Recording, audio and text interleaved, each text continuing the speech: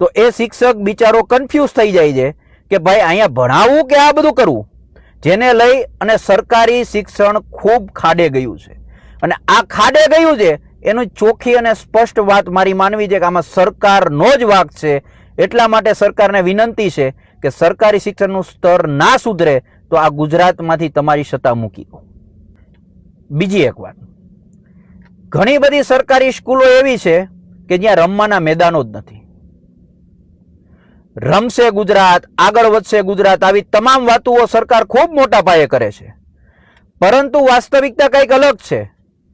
ગુજરાતની અંદર ઘણી બધી પુષ્કળ પ્રમાણમાં એવી સ્કૂલો છે જ્યાં રમવાના મેદાન જ નથી.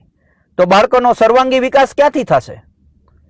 યોગાના ટીચર નથી, ચિત્રકલાના ટીચર નથી, તો બીજી બધી એક્ટિવિટી બાળકો ક્યાંથી શીખશે? જેની મજબૂરીની અંદર વાલીઓએ બિચારાઓને પ્રાઇવેટ સ્કૂલની અંદર બાળકને મૂકવું પડે છે. અને પ્રાઇવેટ સ્કૂલોમાં પણ લિમિટેડ ફી નથી. હમણાંનો જ એક દાખલો છે મારા જ સગાવાલાની અંદર,